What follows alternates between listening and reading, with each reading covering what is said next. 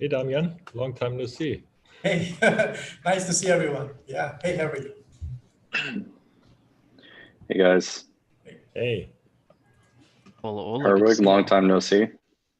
Yeah. Damjan, I think we were 2GX last year together, so it's only been a year for us. Nice, yeah, cool.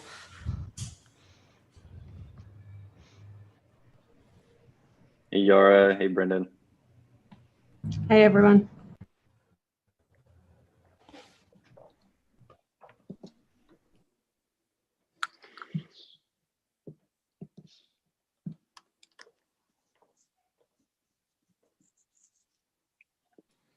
Okay, everyone, I think we're live.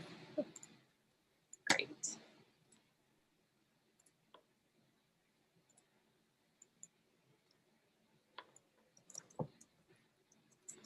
Okay, I'm going to share our pink background if anyone would like to join critiques and guests.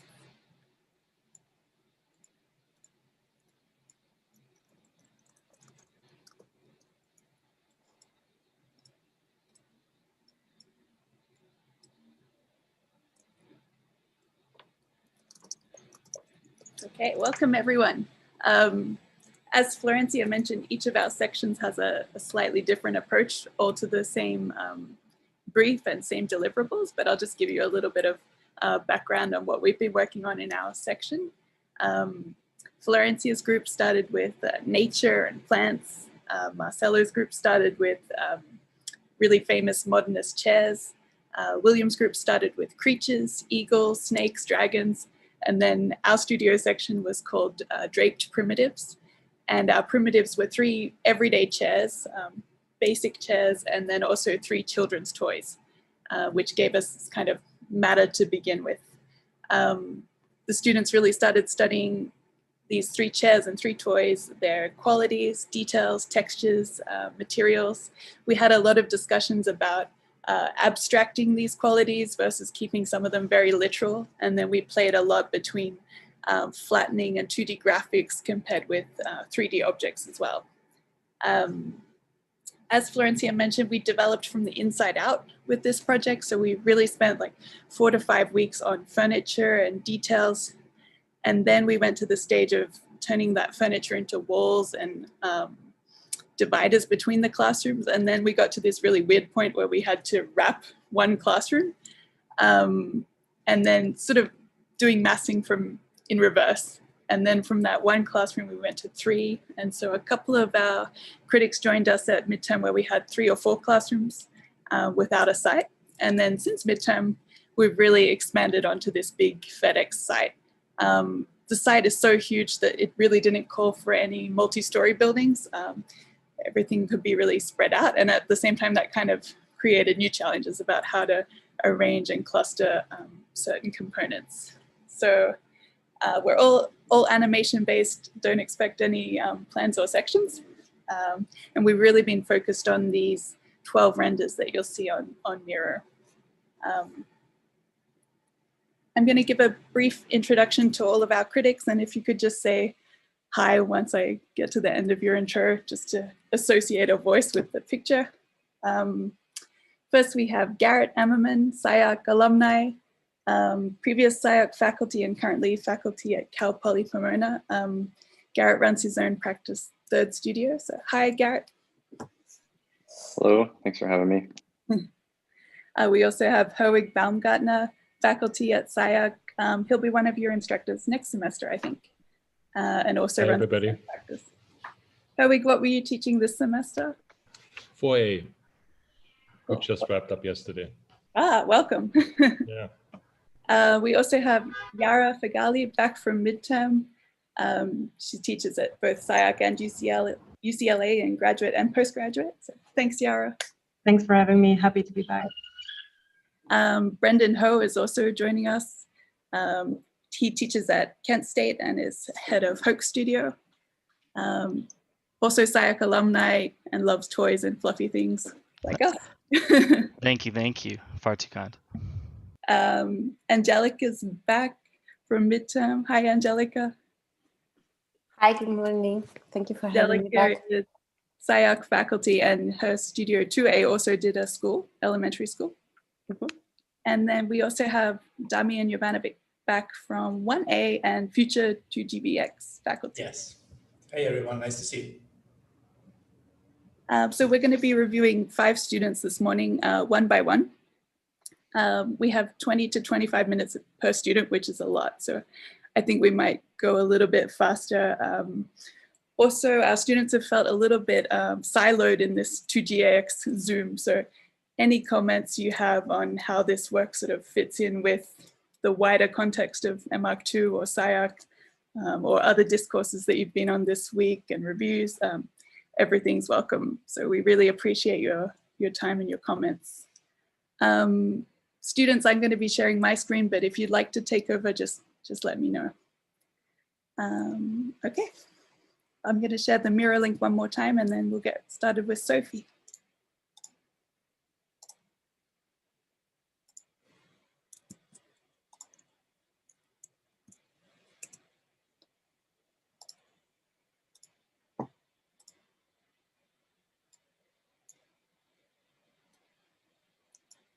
So you'll find us at the last column.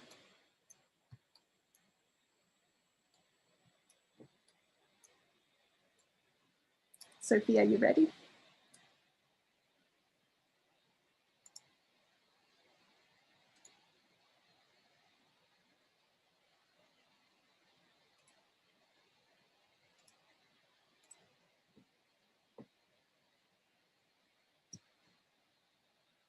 Sophie, we don't hear you, sorry.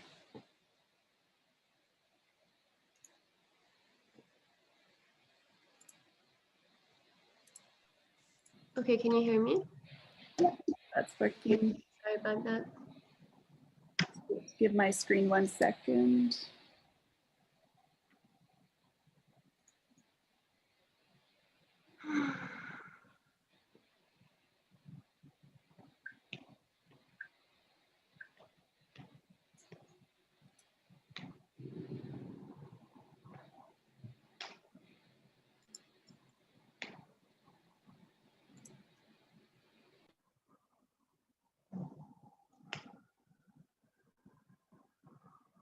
Okay, hello everyone, I'm Sophie.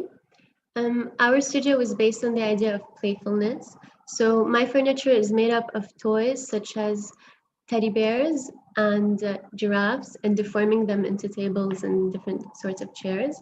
All of this furniture interlocks and they complete each other in plan. Every classroom is a toy cave. So it seems simple from the outside, but once we come in, we're surrounded by toys, not only through the tables and chairs, but also through the walls and ceilings and floor, creating this fully immersive space of colors and textures.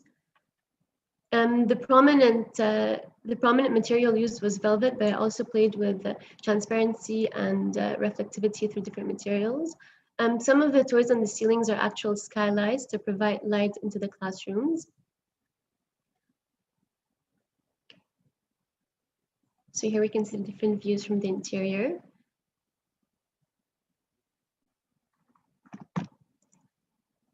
The ceiling plan, this is the ceiling plan when we're on the inside and we look up. It transposes with and mirrors the floor plan. So the classrooms are made up of 3 main elements: the reading area, which is the dome on the left, the main classroom, and the storage area on the right that doesn't have windows.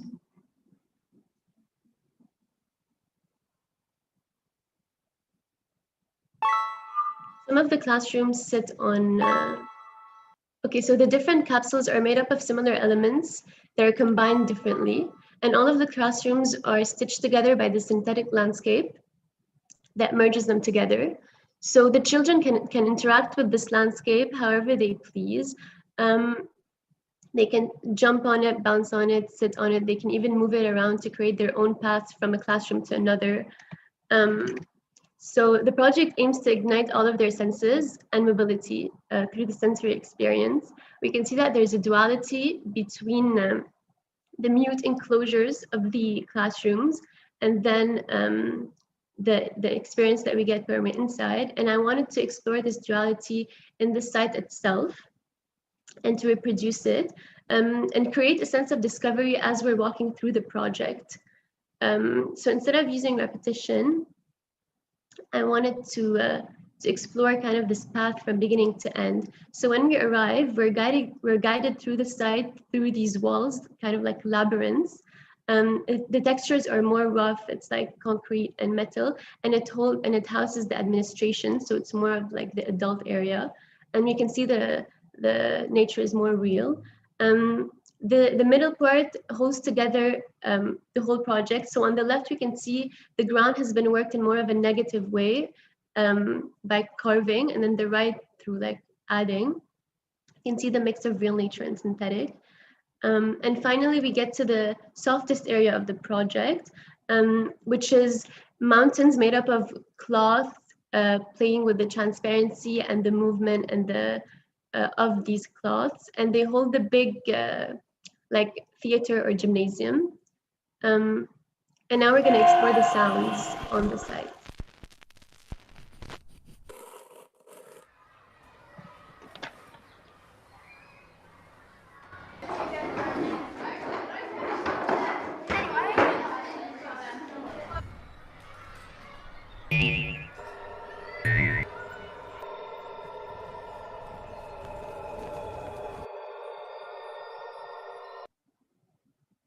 So the project challenges the idea of a playground, of well-defined pathways, and of a project that's anchored in its site. Instead, it explores education through colors and materiality, discovery, and getting lost in the project. Thank you.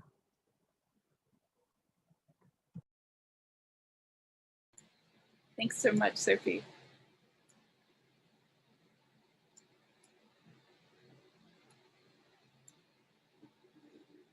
We're now open for any comments.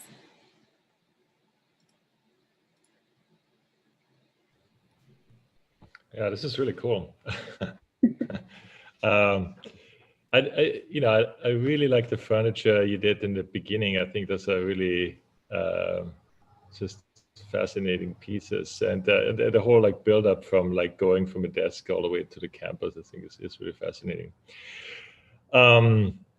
Cool project. I mean, I think I have a lot of things that I think are interesting. One question I have, like you made a decision, obviously, to kind of have some sort of a linear build-up of this campus, where you have the idea of the labyrinth, which I think is a really cool idea, and then there's another zone where the classrooms are in, and this kind of artificial landscape. And then you arrive kind of at the very end at the gymnasium and the larger kind of program things. And I guess my question is what the thought process was to kind of like make it so linear, because it feels almost like it feels such like a free flowing environment. And you know, even on this image here that you're showing right now, it's like it feels a little bit more. What if this could be a little bit more integrated, or like that, you know, it's not so I don't have to go to a certain like procession, but like it's maybe more intermixed, or maybe also maybe the landscape kind of guides you more through this thing. I'm just wondering what the thought process there was, why it's built up that way.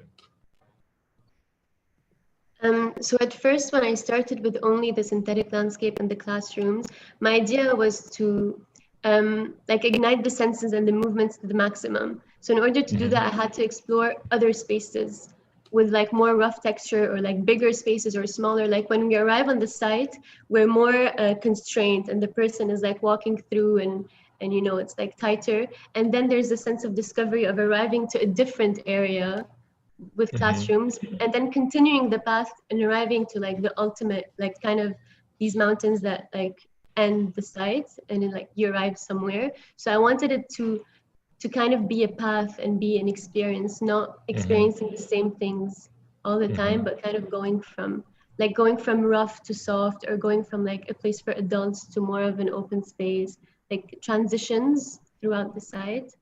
That's what my It's just, it feels a little bit separated, you know. I mean, I think each one of those elements, I mean, especially the synthetic landscape that you have, I think that's a really great element to kind of connect all these pieces together. And like, and even you wonder, could that landscape enter some of these larger volumes? So it's not just outside, maybe it becomes inside. I think those transitions are kind of worth exploring to kind of like see how different ways of how this kind of synthetic landscape interacts both with the classrooms and some of these larger volumes, but also maybe even gets in the labyrinth kind of as one connective kind of tissue that's and I think you have a lot of this coming up again. I would like to see a little bit more this kind of it being more invasive to the interior of some of those classrooms and coming inside and kind of taking over. I think the thresholds are really the parts that they seem very conventional in the sense, like they have a door and you kind of enter into it, versus kind of thinking about how these transitional spaces could be not more fluid, but like more of an experience rather than a threshold. But I think otherwise it's a fascinating project. Love it. Thank you. It's amazing. It's really beautiful. And there is I think to me the most kind of fascinating part is the role of kind of aesthetic grounding for this idea of kind of community, right? And kind of building certain idea of social, let's say, just community building from the standpoint of aesthetics, which is something that we don't consider really enough, I think. And maybe this is the kind of the fascinating part when you connect that to the idea of the school, right? Which so that the premise becomes that aesthetics can also have like a teachable function or a function of education, and then maybe this becomes more like a sensorial way of exploring the space, and it's really amazing. So can you maybe say a little bit about like how do you see the community that this kind of world making that you're engaged in with on many different scales, and it's very coherent and really beautiful, but every world making kind of engenders a community, right? Or somehow engenders a new way of being together, and so maybe have you thought about like who would be there and how would they use that? So for the who is there, it's the children mainly. Like when I thought it, I wasn't thinking of adults. That's why they're only like at the beginning with the administration, and then the rest is just for children. And it's like the community is kind of the idea of them being able to be in control of their space and giving them the opportunity to like not to say like this is the playground, this is the classroom, this is it, but having like giving them the chance to do whatever they want with the space and create it. And maybe it's like this, like going from this idea. And yeah, so yeah, I think this answers the question, I hope. Hey, Sophie, thanks so much for the presentation. I think the project's really interesting. There's a lot to dive into, so it's a good thing we have a lot of time. I did have like my initial thought was on this kind of peel shape that you chose for maybe this is the odd moment, the awkward moment that Rachael said, where you were designing the interior and then all of a sudden you had to kind of start creating enclosure somehow. Because everything else feels very kind of, I don't know, I don't want to say like organic, but if you zoom way out, it feels very kind of organic. Like there's no kind of grids or any kind of controlling geometry in order to organize it. But then the kind of pill shape, the pill form stands out to me as, and I know you kind of, twisted some and, warped some and things like that, but it stands out to me as a kind of like really like rigid geometry that you chose. And even if you kind of aggregate 2 or 3 together, I'm wondering if there was kind of some research behind, and not to be too like kind of mundane, because I know there's like a lot to talk about here as far as materials and color and all that stuff, and aesthetics in general, but was there some kind of research of like why you chose that specific pill form? I know you mentioned the kind of classroom, the reading area, and the storage, so I think that's clear. But is there something else that I'm missing here as far as the kind of choosing of this classroom shape? Yeah, so at first when we wanted to make the classroom, they had to be based on the toys. So I started taking the toys and turning them into classrooms, and it was way too much because there was the furniture, there was the thing, there was the floor. So I wanted to create this, and the idea was I didn't want there to be corners. So I wanted the whole thing to be smooth.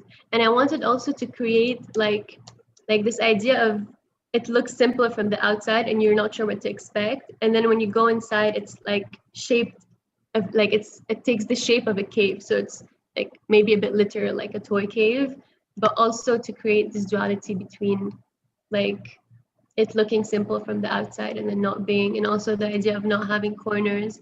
And to be able to place so much on the inside, there has to be kind of a balance with like the outside. So for the capsules, the only hints of toys are through the skylights. So in plan, you can see the capsules, but then you can see like a transparent teddy bear and a transparent giraffe and stuff like that. So these are like the only hints of toys that you get. But the rest, I wanted it all to happen on the inside. Plus with the synthetic landscape and all of these things, it should like, I wanted there to be a balance between how much was going on the site and inside of the classrooms. I think, yeah, I think for me, there's like maybe a little too much one-to-one of what the actual interior of the classroom is shaped like, and then what we get from the kind of site plan and what you see. And I probably would have liked to see the synthetic landscape, and then the other kind of pink, I guess that's part of it. There's like green and pink, and then there's like the little kind of flower things. I would have wanted, I don't know, I would have maybe seen that like take over a little more, so there wasn't such a one-to-one of what you see on the outside of the classroom versus what you kind of experience on the inside. Just as a kind of thought of how it could have kind of maybe started to blend more throughout, and it wasn't so easy to pick out the different parts. Because what I really like about the bigger programs you're talking about, the gymnasium and all those things, is I have no idea what those things are until you cut a section of them where you start to say what's in them, but they seem so kind of foreign to the site. I like that. I want to talk about those more. But then I guess the classroom shapes kind of really stand out to me as foreign to the foreign, as maybe as more normative than they should be. Just as a thought idea. Thank you. Sophie, I'm so happy to see your work from midterm and how it developed to the larger site. I think that you had this idea of tactility at midterm and using this velvet texture, but also thinking about these bubble forms that wouldn't be hard bodies, but would be really soft things where children could walk around and hit them and nothing would happen. It's like a safe place to leave your kids. I think that you managed to continue with that and to even turn it, as Damjan beautifully pointed to, as an aesthetic quality, that velvet of, the reflection and the color being slightly different. So I think that it plays, I really like it because it's a one-line concept, and it always means that you're in control of what you're doing. So you're relating the tactility of your material with the aesthetic of it. And this is how I understand like the pills, the bubbles, like everything being rounded. I understand less when you go to hard surface geometries, but that's totally fine for now. I think that the way everything is shaped feels like you could throw someone in it, right? A kid, and they would bump around and they would fall and they would, go to these pits and go up, but everything seems pretty safe. And I feel like that kind of thinking and that kind of concept really relates to who you're building for. And this is why I think it's a very, very strong project, a very strong vision, at least how it stands now. So yeah, I think that it would have been cool maybe in your video to have like someone walking in and like the camera, bouncing a bit on these different geometries. And I also agree with what Herwig started to point at, which is the geometry that you created for the furnitures. They're also very, very appealing. Thank you. Thank you so much. Yeah, I wonder if I can pick up there really. I totally agree with what Yara's saying. I just love I'm even a bit giddy talking about it. Like the idea of these like kind of like massive, like fuzzy, strange hills that like kids could like move around. You could like push them around, do as you need to do, and things of that. And I wonder just really quickly if you could just say something about the furniture, because you said something really interesting about the idea that they like in plan they hook together or something like that. If I was listening to your presentation right, can you just talk about that really quickly? Yeah. So in plan, they so I didn't want to only build a table by itself and a chair by itself and like all these furniture by themselves and not think about how they're going to live together. I wanted this fluidity and like also this like when you're walking around in the room, the furniture also kind of guides you. So it kind of has to be flowing when you're going inside. So I wanted all of them to kind of merge together in the way that's coherent and that's flowing, and that's not like this is a table, this is a chair, this, you know, like kind of having them together as elements. No, I think that's kind of what I was picking up on the furniture is a really nice idea of it, is that the way these kind of pieces interconnect and lock together, or they start to kind of create combinatory systems within them, right? So they kind of, you can snap two of them together and they make like a thing for more kids to hang out on, or there's like a chair that can kind of maybe be set up with a table. And I think that's a really wonderful idea about the project. And maybe my kind of criticism for it is that I wish that almost like, I think one of the really amazing parts of the project is how you scale that up. And I think it would be even more amazing if you showed us a few references as you go forwards of, you know, like if we put 3 of the mounds together and we attach them to a capsule, it becomes a slide, right? And I think one of those abilities of children to kind of build these kind of own fantastical creations is for me what makes the project so alluring. And I think if you could have made that the macro scale, so like, okay, I'm a kid and I can kind of discover as I play kind of new ways to operate within this space, or operate within, as Herwig was saying, this linearity, right? It may look linear when it opens, but I would imagine in, you know, 3 years, it would look like a whole new thing. Like it would be this kind of whole new thing with ad hoc creations from the kids and things like that. But again, I really enjoy the kind of way you're working with it, and the animation of the little kind of jiggly hills is just fantastic. Thank you. Thank you. Thanks everyone for those comments. They're fantastic. We're moving on to Yuze. Hi. Hi.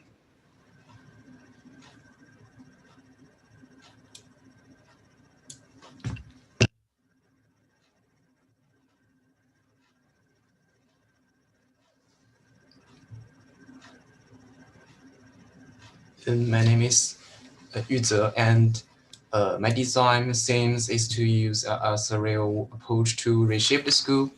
All everyday things are given new missions. In this school, the starting point is straightforward. The wall design starts with 2 toy models. Canvas doors inspire those 2 toys from childhood. I choose simple geometry, circle and square to make the toys cuter. I add many elements such as fountain eyes and swollen nabs. After that, I begin to extrapolate the prototype to multiple dimensions. First, I abstract toys into 2 series of table and chairs. One series is that the toys become a part of furniture as the structures. This material inherits the plastic texture of the toys. The other series blur the boundary between the 2. You can see that it's a sofa or that is a big toys. After further expansions, the concept was expanded to design of a single classroom. I focus on finding the relationship between toys and textures. There are symbolic toys elements and abstract toy elements in the architectures. I made a more special variable outer skin through the sleek and changeable aspect of the toy elements. After this outer skin disappeared, the inner shell appeared. This kind of cover abstract from toys can be said to be a kind of wall, but at the same time, it's also think that the form has the function of the floor slab, so that it's this kind of toys like divide space both vertical and horizontally. The entire building also has the role of the toy. Students can watch or play in this kind of a toy-like space. When the building was expanded to aid in the small-scale site design, I used the puzzle pieces as a symbol of a children-like innocence, and at the same time as massive of divided space, providing children with an outdoor resting space, and use a maze to connect upper and lower part. There are also fake blue grass. They serve as a light to provide fake false scales to the venue, and at the same time form an atmosphere light and make the whole atmosphere look like the scenes in the Alice in Borderland movie, something like that. After that, the design was expanded to the entire site. I add multiple levels of the enclosures to form different partitions and space throughout the site, so that different grades and different functional buildings and the site space were organically combined. New buildings have also been developed, focusing on the double shell system too. The outer structure creates a friendly atmosphere by attaching different closed patterns. And by inserting the inner shells and the upper shell together, a continuous internal space is formed. This kind of new space combines bookshelves, rest partitions, and mezzanines to give children a sense of intimacy and allow them to use the classroom space more freely. It is still through the abstract elements of toys that offer the whole new functions.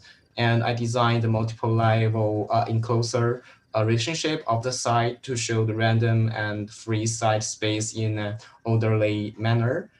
Through the outer storage space of sand and stone, the relationship between inside and outside is separated. Inwardly, I used long grass to divide the area of different grades. Then the metal pattern fence and undulating rows are used for more special partitions, which will trigger more activity for students. I think that's all. Thank you. Thank you.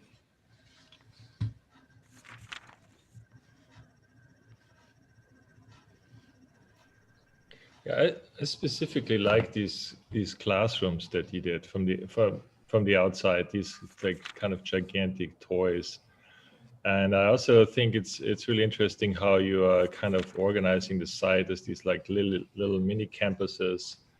It feels very like you know, I think it's really important to have these different kind of terrains or territories. I think with different kinds of experiences. So you know, I think on that level, I think the project is really interesting and super successful in terms of like how you actually go to that. When you go to the inside, I'm wondering if it could be. It feels like a little bit more adult, like in a kind of space where we would want to work. I mean, yeah, I just wish there would be more of this kind of playfulness that gets put to the inside, you know, and because there's a lot of interesting, like even this kind of like idea with the puzzle pieces between the elements. I saw this really cool idea. You could imagine these things being moved around by the kids, and you know, it was said to the previous project, you know, as kids are using this can change. The project hopefully changes, gets rearranged, there's bigger puzzle pieces, you know, multiple people need to move it around, etc. And then, you know, there's a real, like, especially this image we're seeing in the video right now, is like there's some of these mega toys are kind of like totally enclosed, some of them are sliced, you could imagine climbing up on those, etc. And so I really like that. I think that's kind of addresses this idea of like, what's a threshold for an object? You know, is it like really a door, or is it like, is there multiple ways in? Is there ways how to climb up on it? And I think that makes it a real experience for the kids. And yeah, I mean, I just wish the stuff would get poured inside, and we can see of that stuff, some of that stuff on the inside. It's a very cool project. I agree. It's really cool. And then to me, what is really interesting are these kind of scale games that you're playing with different kinds of objects, right? Like you have this puzzle pieces that sometimes reinforce the scale of the furniture, and sometimes they become almost like overscaled so that they are competing with the building, right? Or the kind of the classroom. And sometimes you have this like foliage, which is really interesting, where have like different types of foliage and different types of scale of foliage that produces, I think, a different effect based on where the camera is. You know, I think when the camera is very close, it looks like we're almost looking at still life or something, right? And you kind of zoom out, it becomes a tableau, and then you kind of zoom out even more to the scale of the city or the block, right? And it becomes like a theme park somehow. So there is an interesting modulation of scale in the project, and this is kind of tied to I think what Herwig was saying, that we are not maybe seeing a lot of the inside, right, or a lot of that kind of way of inhabitation, right, and we never see a human figure, I think, which would break the continuity and the scale games. and it kind of reinforced the idea that somehow there is an actual scale to this, you know. So it's really, I think it's a masterful kind of exercise in the scale and the control for that. But there is a question to like what kind of small people are there, you know, and what do they do and how do they live there? And I think, you know, it's something to think about maybe. So, but super nice project. I totally agree with Damjan in a way that I also think that scale and the modulation of scale plays a very important role in the way how the space can be perceived. We always think that since the program is an elementary school, only kids are going to be there. But at the end of the day, you still have like 1/3, if not half of the people that are going to be adults. So it's not only for like the, I don't know how tall a kid is, like 3-4 feet tall kid, but it's also for like kind of like taller people. And I think that is very intriguing, thinking like how their perception can change in front of like these elements that you are scaling up and down.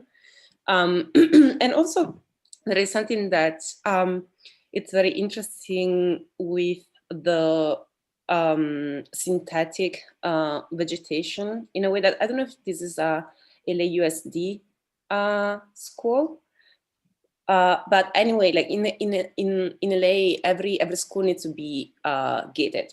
Like there is, we had a little bit this problem with the 2A schools because the students were like, I don't want to have like my school feeling like a prison. I don't want to have these gates all around, or these fence all around it. But it's something that it's always needed for like safety reasons. And I think that here somehow, I don't know if purposely or not, the fact that you're using like this very tall foliage or grass, it's working perfectly for that reason. And also like the maze, the sort of like the labyrinth path that you're using also kind of like reinforces that in a way that it feels a very safe campus without having any of that feeling of kind of like segregation within the community. It almost like feels like, I don't know, like almost like a city park. I think what I really love in your project is that it's very inviting. I think it gives a very good message in terms of as an urban project. It feels like it's really kind of like calling the community also to come in. I don't know if you have thought about if the campus might be used at a different time, but let's say not the morning time where the students are in class, if during, I don't know, like the afternoon or later afternoon or early evening, or during the weekend, for example, if the program of the site might slightly change in a way that from very private, it starts to open up to a more public space. And yeah, but I think it's a great project. Very well done. Yuze, I had a few comments for you. Try to be, yeah, I think the good things have already been hit. So I want to give you a few things to think about. I'm not sure at what point when this kind of like French formal garden, like 2 circles thing came into the project, because it's in a few renderings and not in others. To me, that stands out as an anomaly, and it's like not nearly as fun as the rest of the projects. I really like the cluster ideas of the different, it could even be like different years and different areas. It seems very like the way everything's aggregated and organized. I agree with the earlier comments. I like that a lot. Campus feel and the puzzle, but that kind of French formal garden thing is, I don't know, it's kind of disturbing to me. It feels very out of place. I don't know if that made it to the final though, because then I see the final campus and it's not there. So I don't know what time it got taken in or taken out. But anyways, an idea on that. I don't think it follows the rest of what you were saying and the rest of the aesthetics of the campus. And then my other thing that I wanted to ask you about is the sand dunes that are kind of, I mean, obviously you have to meet the rest of the context somehow. And the sand dunes seem to be a kind of patch or like a Band-Aid. But I think you had a great idea about the tall artificial like foliage and vegetation. So I probably would have just wanted to think a little bit more about how, like, if you look at the baseball and the tennis courts and the basketball and all that stuff to the left, like those are all kind of shrouded in tall trees and vegetation, right? You don't really see them until you're like in them, right? Until you're like actually have to use them. I think you could have approached this one in a similar way with just other vegetation that started to creep in off of the context itself. And it might have still gave you some of these moments where you want to see these like very uniquely figural shapes like popping up above the trees. I don't think you want to completely, block all of that and erase that from being seen from the context a little bit. I just, I would rethink the kind of sand dunes and especially the big like sloping rock thing in the front. It feels kind of as like a quick fix, but I think you could have done more with the artificial tall grass vegetation thing as blending into the context as a couple little things. But I think you do have to kind of, when you zoom out, right, and you do your powers of 10 and you get way out, I think you have to also evaluate how this thing's meet the context. I'm sure you did, just I think you had better ideas for the interior project than the perimeter of your project. Thank you for that. I don't know if we have, are we jumping to the next one? One more comment's good. Oh, okay. Well, I don't want to be always the last one, but I'll make this quick. So just as a really nice thing here, I think in your project, maybe something we didn't talk about the last one is these night renders I think are really alluring, especially this one in the bottom left-hand corner is just like, I mean, it feels like Disneyland, right? And I just wanted to say as a quick comment, I think this kind of creation of this other world at night is super exciting as well, because I think we don't think about with students' timelines, we just think about them in school during the day, right? But we don't think about after school activities or students who have parents who work late. You guys are building for a community in LA where parents work constantly, right? Especially in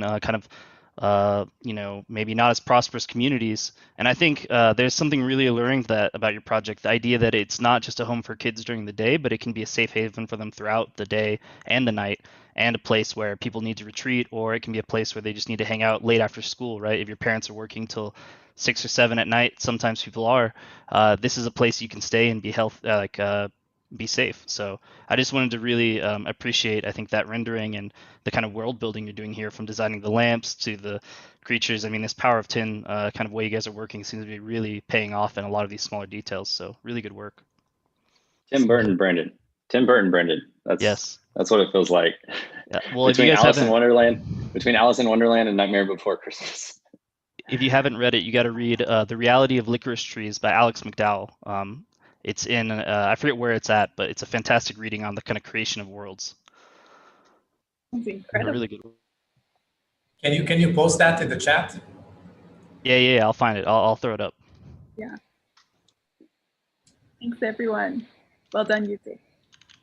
Huaiben, are you ready? Yes, Rachel. Great.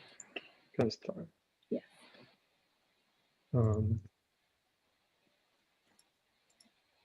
So my name is Huaiben Yang. I'm thinking about the term of scale is used to describe the relationship of a building, object, toy, or furniture. So everything has their correct scale in real world. I mean, so this is some toys I started with, some classic wood rattle and sapphire piggy bank. So I'm curious how these small scale things like toy, chair, furniture could be scaled up to larger architectural elements or building, so they can large enough to become a classroom to accommodate children. So I came up with this I call tower classrooms. Each tower consists of 2 classrooms. So one classroom stacks on the other one. And you can easily find my scaled up elements of my toys and stools on my tower. And also at front of the site, facing the street, I scaled my stool even larger to a giant administration building, including reception office, children pick up or drop off area. So so for all those different size stool, what I want is to make them as a symbolic and iconic element throughout my whole project. So so I believe that children or parents could easily recognize where their school by those giant stool or chairs elements, even maybe 3 blocks away from it when they're approaching my site. So I also think about what my project could be after sunset, because the sunset you just mentioned is really early in Los Angeles in the fall, winter. So my idea is to turn my towers to light tower, lighthouse, instead of using standard street lamp. So you can see that the light from the tower really illuminates those exterior area when child could play, sit or climb after class and do some activities. Thank you.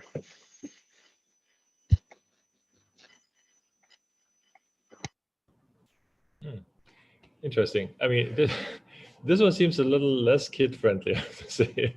It's I mean, there's some interesting parts to it. I think I'm not so sure about the interior. That looks more like a design a living room, very minimal, no TV.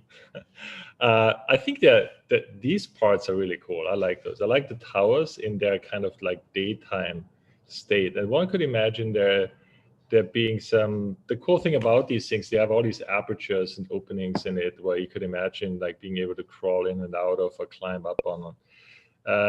I'm not so sure about these spotlights that you're putting on there. That feels more like observation being. I just don't know. I think it's a little bit threatening, at least the way how I'm looking at it. And but anyway, I think that that's the opportunity of these pieces, that they are. Sometimes they are kind of like nested into the landscape. Sometimes they are tilting up. And so there's different ways of accessing these pieces. I think also these kind of like tree trunks or chairs, kind of like stepping stools where you can climb up. I think those kind of elements really could play much a more important role. It seems like that although you did deal with the landscape as in terms of like a shape, designing a shape, it has I think it needs more texture, like either as a landscape or even as something that's, we saw so many amazing materials before, like in terms of something that has a different kind of touch or feel to it, and or vegetation that kind of like plays a bigger role. It feels like it's a little bit empty between the parts, and I think it's maybe it has to do with like deploying more of this kind of like synthetic landscape or these kind of stepping stools, which I think are a great idea actually to kind of kids love that kind of like to climb up, step up, hop down, those kind of things becoming connectors to it. So I think there's a lot of really, really good qualities to it. That is, as I said, it could need a little bit more color, maybe also a little bit more humor or fun to it as well. So it's otherwise I like it. Like actually, I kind of like the emptiness of the landscape. The only problem that I have with it is that your classrooms are very carefully designed, whether your landscape feels a little bit, I don't want to use the word organic, but it feels a little bit more out of control. It's a little bit more kind of a chewing gum or kind of Play-Doh style. And I would suggest you to look at the project by Noguchi, I think it's the Contoured Playground. And I think that you might find something interesting in there, because you can see how even if he's working with a pretty free form for his landscape, you can see that everything is kind of controlled. And I think that controlling the landscape a little bit more gives you, or opens up the possibility for you to really think about what is the relationship in between your classes and the landscape itself. And it start maybe asking you to think about what is every time the different posture, for example, of this sort of like module that you're using, excuse me, that you're using for as classroom spaces. Because now it feels a little bit like, it's kind of like pebbles, a little bit like thrown on the ground. And I think that you can, I mean, the same way that you mastered like the geometry for the enclosures, I think that you can master it even more for the ground condition. I think I had the same, very similar comment. I remember this project from the midterm, and it was really, really well developed, because we were looking at this like capsule-like things made out of characters, right? And it seems that you started from a smaller scale, and then you zoom out and you're able to create an enclosure. But once you're in the city, right, you become a little bit more uneasy with that scale, right? And this is maybe what's happening, I think, with kind of the block scale. But the funny thing that happened, which is, I think what something that Herwig mentioned too, is like we moved from the imaginary of a character into some kind of desert imaginary with almost like skulls and teeth and these kind of objects, you know, like in a very strange way. And I'm really curious about how that happened, right? Like, where do we get these like teeth of like like animals left in the sun to dry out? And I mean, it's kind of an interesting, really move. Yeah. But I like the project. I think it's kind of a weird take on the school, definitely. Yeah, Damjan, Yeah. there's something you were saying. Oh, sorry. Go ahead. No, go ahead. Go ahead. How many people were talking? I think it was One of you, Angelica and me. Yara, Angelica, you guys go. You guys go. No. I was just making a joke. So go ahead. Yara, you're up. Yeah, sure. I actually like the fact that it's empty. I would be more radical and actually empty the whole field and only have these characters.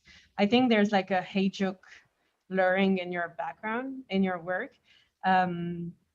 So I would actually make the field more flat and have these strange standing figures.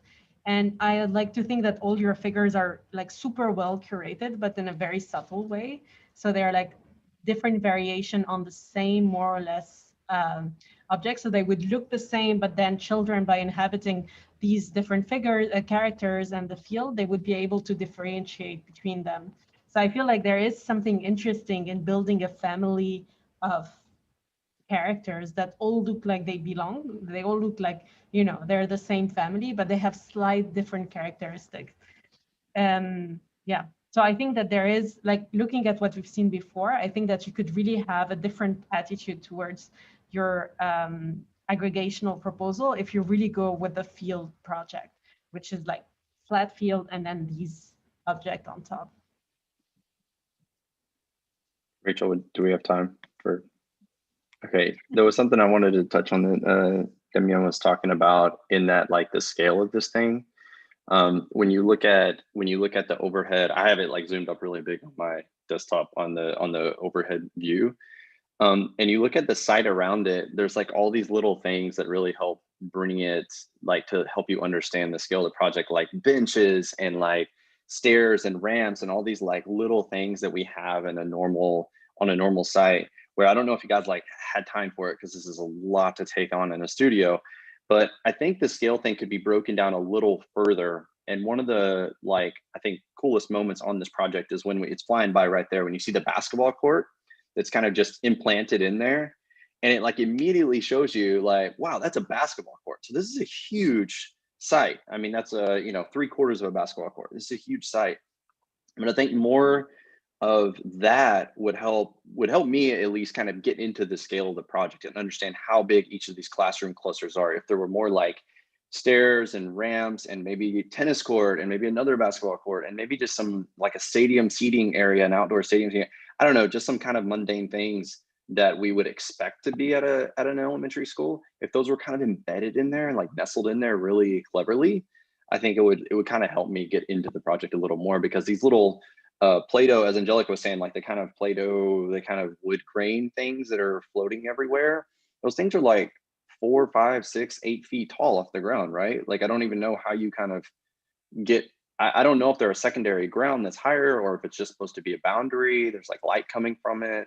Feels kind of like, you know, I don't know, just stick to the movie themes earlier. It feels like Blade Runner at night. So I don't know, there's like some, there's like some weird scale things going on that, not to be too practical, but I think like ramps and stairs and other things like that would help me.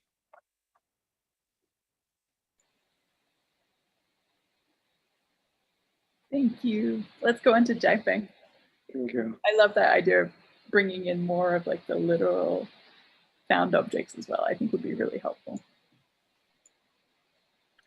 Jiafeng, are you ready? Yeah, I'm ready. Awesome.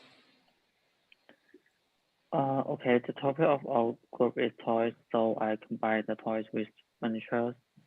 The toys become the leg of chairs and tables, and then I apply soft material onto the chairs. And I want my furniture to be like cloud, so it can be comfortable. Yeah. And here's my classroom. It is an open and 2-floor classroom. Students can run to the second floor through the ramp, and I divide the first floor into 3 spaces for different study purposes, by reading, discussing, and so on.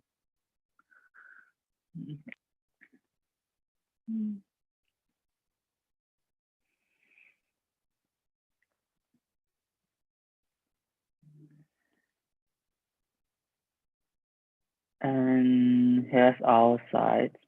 They have park, middle school, and beach around it. So I decided a path go through the site, and then connect the park, middle school, and beach at the same time. After the path generating, the site is divided into many small bubble-like space, and then I put the classroom into the middle part of the site and use a big ramp to encircle the classroom and divide them into 4 groups for different age of students. And the rest of bubbles work as playgrounds, gardens, and outdoor learning space. And the last day, I decided a big cloud roof to cover all my classroom.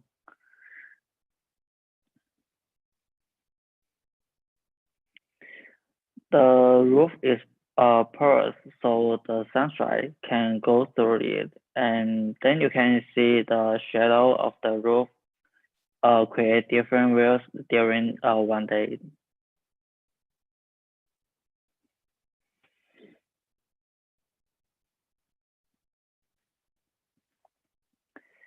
And here's the bird view from different directions.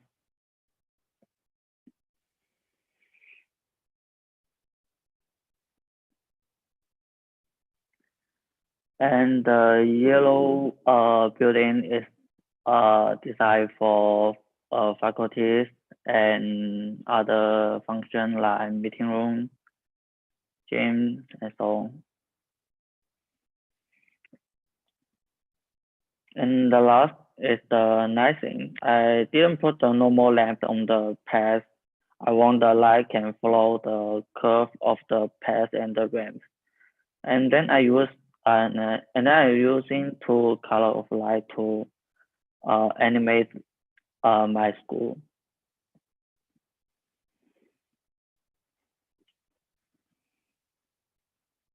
That's all. Thank you.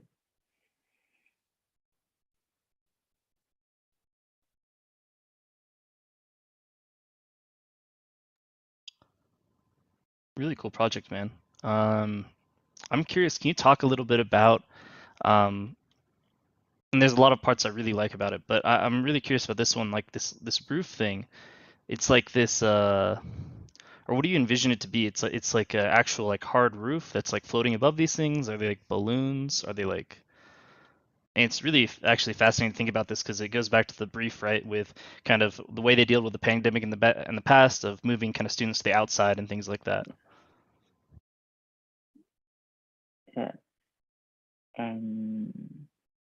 Just like maybe just like a little bit more on like how you design the roof, or like is there certain ways the roof kind of billows up or shrinks down or changes? Yeah, you can see my my chairs is like a cloud, and my roof also is look like a cloud. So I want the building and my furniture can lose them in some way. Okay. I think I kind of get what you're saying. It's a little hard to hear you, so maybe I'm also misreading a little bit, so I apologize if I do. But I think there's something really interesting about having this super kind of light roof. Like I imagine them to be, like obviously, not to be the one to hate on them, but structurally they seem a bit strange, but maybe there's something interesting here about that they're not up all the time. You know, they're like kind of balloons or something that they bring in, or are they kind of inherit a kind of spot? Again, that's maybe where I'm kind of questioning the project a little bit more still. But I like the idea of this kind of like light, porous kind of openings on the top that kind of sometimes kind of compress space or kind of open space in different ways. And even I think if you had taken them in a way that you could like move them around again, like if they're like some kind of strange balloon structure, it could be really interesting. But before I give it up to others, I was just going to say one last comment. I really love this in your top right kind of image. There's something really alluring about the way that you're kind of stacking the classroom spaces and the way you're kind of leaving them open. And I'm particularly interested in the way that that kind of like wooden piece kind of embeds itself into your kind of more linear metal pieces. But again, I still think some really nice stuff between the furniture design and these like fantastical creature feet for these bubbly chairs are also great. But good work. Thank you. Yeah, I mean, this one has a lot of really cool pieces. I mean, from the very, very close up, I really like this this green carpet that seems to be actually much bigger in scale, and then you zoom out and you realize, oh, it's actually just holding a toy. It's at the very beginning. It's kind of cool. And then I wish that kind of thing would show up actually later again. I was like, this is such a fuzzy, fun carpet landscape. You could imagine working on other scales too, not just holding a toy, but holding a bunch of kids. And then I think what's that thing here. This is totally awesome. What I also like is that you have this kind of like sliding platforms that are all interconnected with one another, and there's this kind of open classroom. And I think this is the first time we see that the classroom is actually not enclosed. I mean, it has a roof on it, so it can, protect it from rain. But like you could imagine this being really more of an outdoor school, and there being lots of opportunities to kind of teach either up on the roof or kind of like sliding down underneath it. It's more protected kind of like as you get deeper into the kind of shape. And I think that's really interesting and innovative. This kind of pod here, which you could imagine this could possibly be enclosed if it has to be. So it's not that clear what indoor and outdoor is, and I think that's really a great way how to think about a school, not just in the context of COVID, but also in general. Like we're in this like super warm climate, and there's kind of the mixing between playing outside and sitting in the classroom kind of. I think that's I think there's a lot of like educational aspects to that as well, of being able to shake out the jujus kind of and come back and then, get back into learning. That's really interesting. And then finally, the kind of the lampshade that you put on top, it's a cool way to kind of unify the site and give it some sort of a campus feel almost to it, where I'm under this thing and covered or shaded, but it's also very playful. I think that part could take some more development, both in terms of color, you know, like you could imagine these things are all having different kind of, somebody mentioned, I think Brandon, you did, balloons basically, or kind of like ways how they could filter the light through. I mean, there's also a bunch of installations that come to mind that deal with this kind of, you know, hanging, draping kind of canopy. So yeah, I think it's really cool, and I think there's kind of like also you spend quite a bit of time on the pathways and really made this a very intense kind of environment where you could imagine, you know, play, hiding, all that kind of stuff. So yeah, it's a really accomplished project. So very nice.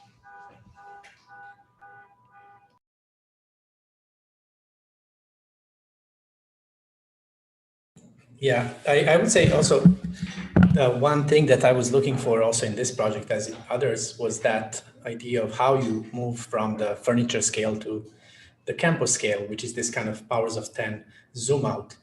And, you know, you start with kind of toys or toy-like objects, which are kind of figural. They have this like figural qualities, almost characters, and then right. But you end up in a more, I would say like far more generic language that maybe belongs to a little bit like the parametric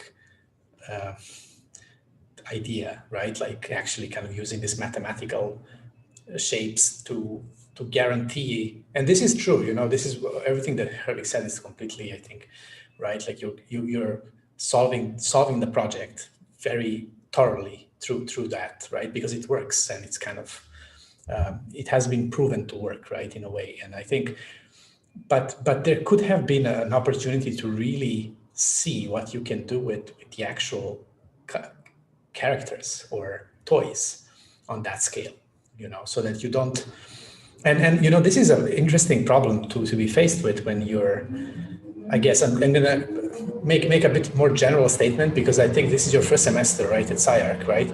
And this is what happens sometimes is the expectation of a student to work in a certain way gets in the way of the actual project, as Rachael was, I think, you know, I mean, I'm assuming it doesn't really matter if I'm right, but and you know, there is this kind of fight almost between the imaginary that you have and the kind of the idea that we are working in this post-parametric moment where we are purposefully trying to avoid working in that way, you know. So and it's kind of interesting to see that tension in the project, you know, like the medium scale. So I think, you know, I think you had a lot of things going on in the semester, and I think it's really an accomplished project. But for the next semester, you need to forget about the parametric stuff completely. Okay. Yeah. I think the strongest moment in the project for me is not actually, well, yeah, the classroom, like some of the things that have already been said. I think the interlocking of the classroom, the different materials and things like that are really nice, but it's actually the rendering that you did of the sun moving and these like different shadows that are kind of moving across the ground and cast. I think it's like one of the strongest things of the project because it just gives such a kind of another layer of experiencing the space in between this top, whatever the top canopy ends up being. I think there was some great points made about what it could be or how you could look at it a little differently.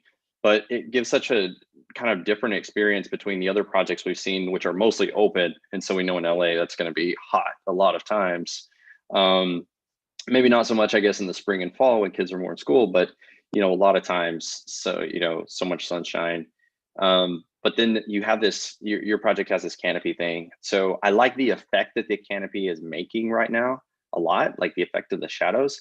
What I am not sold completely on yet is the kind of design of it and how it works with the rest of the project. I wish it could have kind of, not in its shape or kind of formally or anything like that, but maybe like how it's tied down or how it wraps itself down or how it becomes an extension of the stuff that's on the ground, similar to how you're extending out in the side. You're doing it horizontally.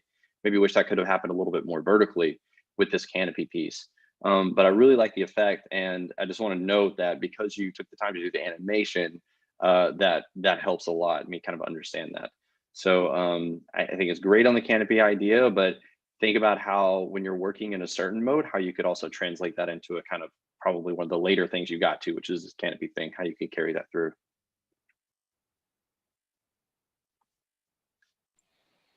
Great. I think on that note, we'll move on to the last project for this session. Kian, are you ready? Can you hear me now? Yes. Okay, awesome. I'll start. So I'm Kian. Our studio started to design furniture with a pile of toys at the beginning. So, okay. So I was obsessed with the idea of soft and hard materiality extracted from toys. I abstract the interweave skeleton from toys piles as furniture frames and added on the materials for practical functions. Metallic balloons function as playable cushion, also blurring the identification of material softness and hardness. Maximize seed, which is a kind of slide mold, inhabit inside, generating soft fur, which in fact not only the furniture, but also the interior environment, making the entire architecture more toy-like. Kids can interact with fluffy walls and floors while they are studying and playing inside the classroom.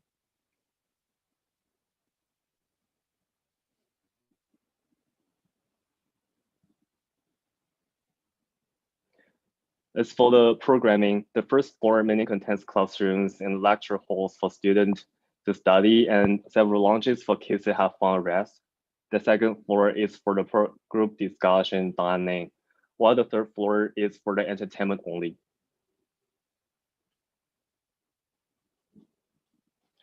As for the form of primary and secondary structure comes from the idea of fossilized skeleton. Okay, there we go. The infected and crystallized roof allow light to penetrate inside, while the complex fraction can create a beautiful line pattern inside. So, okay.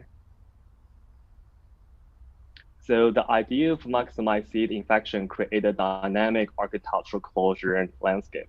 Architecture depends on its structure and is filled with functional content, which is similar to creatures. Creatures have dynamic flesh, still proliferate, skins fall off, but skeleton remains as fossilized in the end. I designed architecture with the same idea of structure fossilization, challenging the architectural solid closure. Architecture inspected by maximized seed at the site have dynamic facade. Growing slide mold generate a fluffy closure, semi-transparent membrane closure, and crystallized cladding. As for the landscape, I adopt the carpet form generated from maximizing extending behavior. Brainless slide mold proliferate themselves and deform the surrounding environment, interacting with the cornfield, absorbing nutrition. This process defines a dynamic carpet-like area. The landscape will change following the shape of maximized seed extension, as different parts of maximized seed push each other. They won't merge, but leave a gap between defining a cornfield valley for kids to afford. The site is located beside the artificial river park and semi-industrial area. The cornfield isolates kids from vitiated city side to a natural environment. Kids can get an intimate exposure to nature when studying, chasing around, and having fun in the site. Additionally, the identical cornfield also held the connotation to the previous life of the site. So what is exactly the second life of the site? Architecture will be torn down or abandoned long after. I challenge the limitation on the limited architectural lifespan with the idea of fossilized skeleton and dynamic closure. The closure has its life cycle. When they grow but also decompose seasonably. When they decay, skeleton remains waiting for the next prosperous season. When the time comes again, the site will repurpose with a brand new closure and landscape. That's all. Thank you.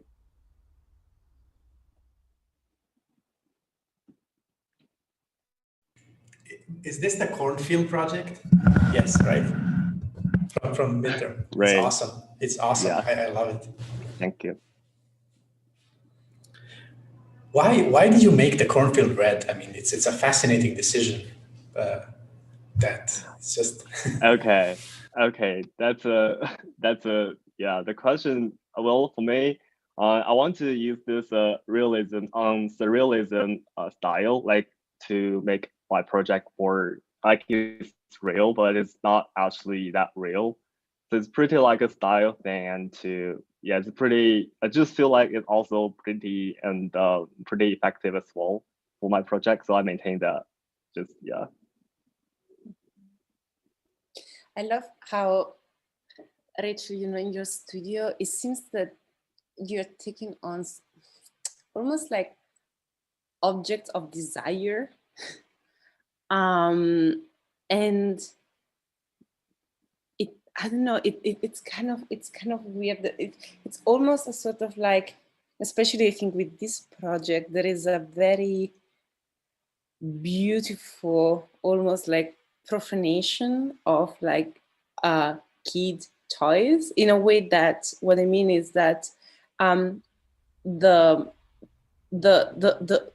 way the composition, the pieces that you're using, the sort of like the material, maybe, I don't know, somehow in their softness, yes, they kind of remind to, I don't know, like a safe space for kids, something that it can be playful. But on the other side, there is still, to me at least, there is still this perception that it might be a totally like adult place. There is something, I think, very sensual, in a very good sense, in the way how you are designing. And I really love this aspect, this kind of like double, kind of almost like double-faced perception that you can have of the design. It's so intriguing. I think it's extremely intriguing. I love this. Congratulations, Thank Kian. you. Yeah, I mean, I really like the furniture that you showed in the beginning. I think it's really really innovative in the way how it's actually. Yeah, we just did a studio that dealt with exquisite corpses. You know what that is? That's a kind of surreal game of where you draw one body part and then you fold over the paper, give it to the next artist, and draws the next part.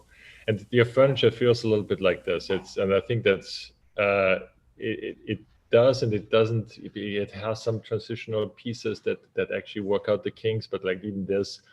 Then when you get to the chairs, where you're adding these parts to it, this kind of synthetic landscape that kind of comes out of the chair, it's really weird. It's very cool. I mean, and I like it because it's really made out of these different parts, and it's really heterogeneous in terms of like its conception, the way how it's designed, yet it becomes a chair or a table or a piece of furniture. And I think to me, that's the strongest part. I feel like, although I like a lot of the other stuff you did was the kind of shells, but I feel like that kind of spirit gets a little bit lost when we get to the outside, where everything becomes homogenized and kind of like carpeted with that one kind of material. And I think if any way that kind of idea of that furniture of like Frankensteining together these parts would happen on the outside, I think it would be a stronger project. You know, I just not that that's not a good move. I just think that there's so much there, and that, you know, I hope you can continue on this idea, because I think it's a really it's a very contemporary one, and it's I think it produces obviously something incredible. So I would like to see a room made out of that. Yeah, it'd be awesome to see. Also the Thank you. That's a good point. The sort of like carpeted side, I kind of imagine it's like a tufted carpet. But I think you can also work a little bit more in elevation. Maybe like the field doesn't have to be all at the same height, but you can work at different heights, you know, and then it might be even like tone sur tone, like red on red. It's not that you need to necessarily to work with like different materials or colors, but I think having a sort of like more kind of like topological form given by different elevations could be also a way to work with. Yeah. Awesome. Thank you. I just wanted to throw in there, going off of Angelica's point earlier, which I think was really good. And the only way I know how to kind of really rephrase it or think about it is there's a chef in LA. Rachel knows her. I think it's Tosi is her last name. She's the head of Milk Bar. Christina Tosi is her name. And I think Christina Tosi, and that's something that I've been thinking about in the studio as we've been watching these reviews, is like, that's really sneaky about it is she takes things like cereal, like Frosted Flakes, and turns it into like high couture, like dining, right? These like immaculate experiences. And you go to Milk Bar, you try any of her food, it's like these amazing, amazing cakes and desserts. And I think there's something really amazing you're also doing here, and this is also credit to Rachael in the studios, this ability to take these things that we really love, like teddy bears or sharks or these kind of cute creatures that we all have around and we all actually really love, and elevate them to this like extremely high level. And I think that's just something I really wanted to appreciate about this project, especially with those kind of original furniture pieces. They're somehow nostalgic in some senses in a good way to like childhood, and also like extremely like I'd love to have them in my apartment right now. And I think, yeah, just to continue going on, I love this idea though of like the decay in life of your project, and that it would grow and change over time. And I think as many people already said, as you incorporate some of those earlier inlays and kind of ways you're able to puff the kind of metal pillows into your toys and into your seating, if those things came in, I imagine this thing would only grow and change even more radically, right? Like some days the kind of skeleton structure would be all red and furry. Other days it might have massive, shiny balloons kind of popping out of it or things like that. And I think that's a really, really ambitious way to tackle the project. And I just appreciate also just the magnitude of work you've done. There's just from every detail up, it's a lot of work. So I really appreciate it, but really cool project. These shots are fantastic. Yeah, the fascinating thing is like, as you zoom out, the project becomes more and more adult. And I think this is what Angelica said, like we're at the end, we're looking at this like eyes wide shut almost kind of situation.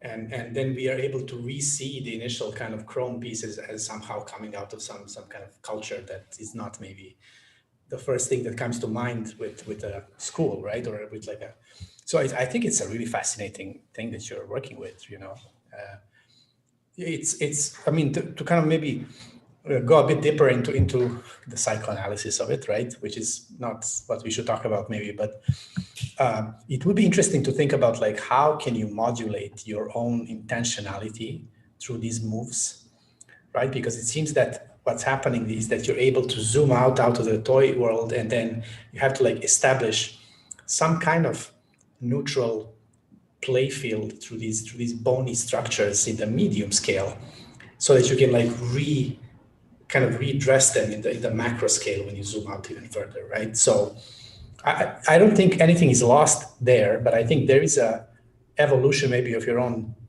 kind of way of seeing or way of working maybe that happens, and I think it's a really fascinating thing to see that, and the way that you're able to transform what I thought was actually almost a finished project at the midterm, and it was fantastic, right, into something new. It's awesome, really awesome.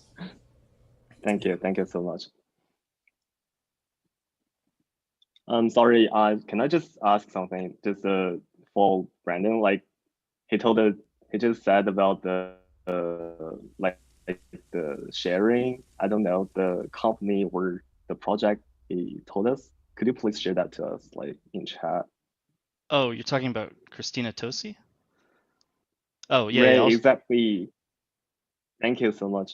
Yeah, I'll post it. She's not a project, she's a chef. So she's a chef that, again, I think is just a really cool thing. Awesome. So not like architecture, but essentially her whole kind of project is she elevates kind of junk food or the things that we really crave at night, at like 12 a.m. in the morning, to like, high level couture dining. And I think that's something you're doing in this project super well, especially with the furniture, right? The ability to sit in a chair and have like your favorite stuffed shark next to you, I think is something really strange and alluring in a weird way. Thank you.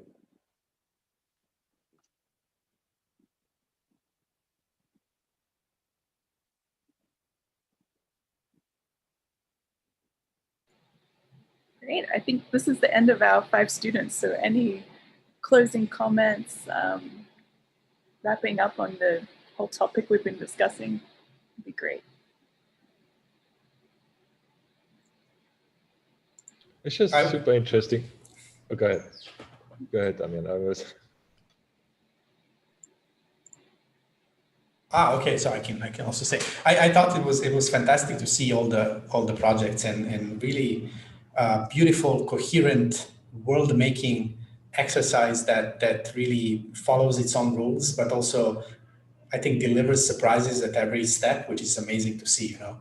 So it's really a successful series of projects. I want to congratulate everyone, and I'm looking forward to see you guys next semester, and it's going to be awesome. So super cool. Yeah, I really enjoyed it too. It's really, I think the projects are quite different actually, and I think they're really intense. I mean, for this being the first year at the school, and especially in this kind of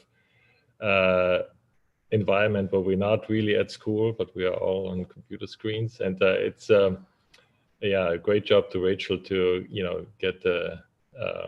get this across, to be able to teach that. It's not that easy if you're not in this kind of like SciArc environment. I think it's usually is very supportive, and there's a lot of like looking over shoulders to learn, and I think that to be able to do that in this environment, I think it's really great to see, and the projects are fantastic. They're really fun and really innovative on multiple levels. So I really enjoyed it. Thank you. Yeah, I think. Sorry, go ahead, Angelica. Sorry. No, I totally agree that you, Rachael, and all the students, you really did an amazing job. And I think you took two very difficult challenges. One is like the type of project, like designing a school, especially right now, I don't think is such a simple task. And especially like working in reverse, that is something that as architects, we never do. We almost never start from like the interiors, from the small scale going all the way up. We always do the opposite. We're very used to do the opposite.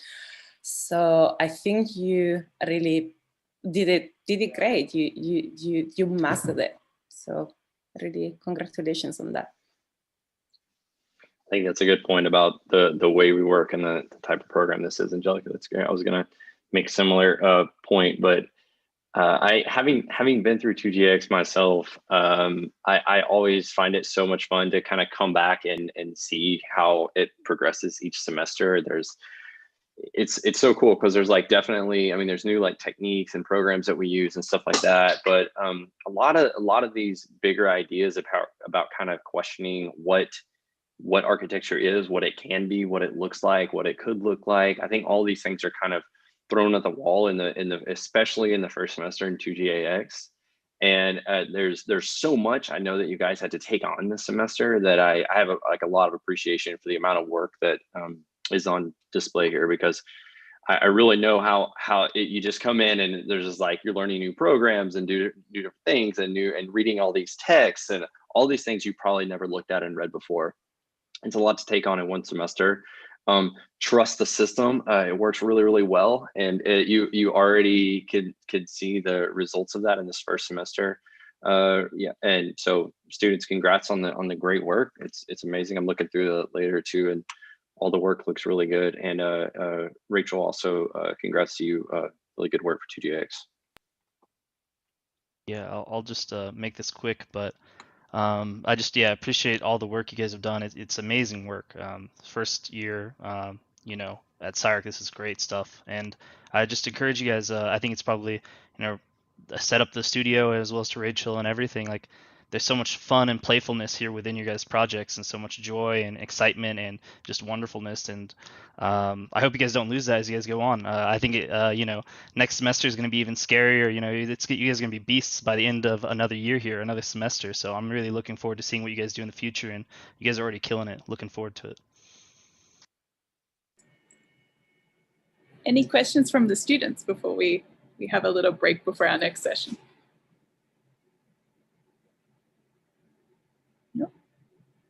Okay, well, a huge congratulations to the students, and thank you to all our wonderful critics and for the fabulous feedback. I think there was some really great points today. So we'll be back at 1 o'clock. Have a nice lunch. Thanks everyone so much. Appreciate it. Have a nice break. Yeah, happy holidays. Great.